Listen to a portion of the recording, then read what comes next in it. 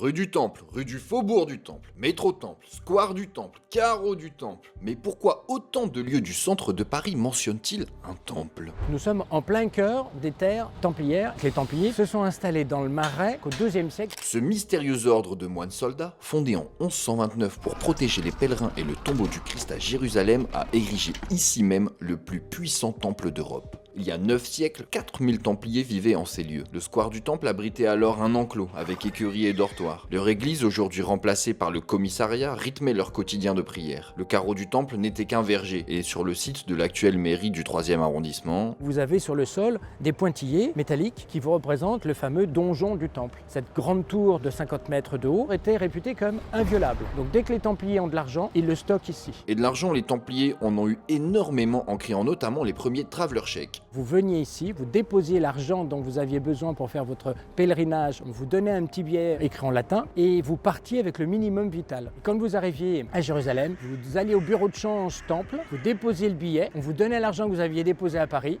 moyennant une commission. Mais au fil des décennies, leur pouvoir attise les convoitises et précipite leur chute. Celui qui va tout déclencher, c'est Philippe le Bel, puisqu'il veut faire de son État un État unifié. Sauf que pour ça, il faut que toutes les institutions qui soient dans son royaume lui obéissent. Or, les Templiers obéissent au pape, pas au roi de France. Et c'est là qu'il y aura un problème. Et Philippe le Bel va y trouver l'astuce pour éliminer l'ordre. Comme ils sont religieux, la première des choses, c'est de les accuser d'hérésie. Le vendredi 13 octobre 1307 est l'ordre d'arrestation de tous les Templiers de France à la même heure. Donc il y en a pour qui le vendredi 13 ça porte bonheur et d'autres ça porte malheur. Et ça vient de ça. Arrêtés, torturés, répudiés, assassinés, l'ordre du Temple est définitivement anéanti avec la condamnation de son dernier grand maître, Jacques de Molay, brûlé vif sur le bûcher. Ce supplice a eu lieu sur l'actuel square du Vert-Galant, près du Pont-Neuf. D'ailleurs, une plaque discrète, scellée dans l'un des piliers du pont, rappelle encore aujourd'hui cet événement.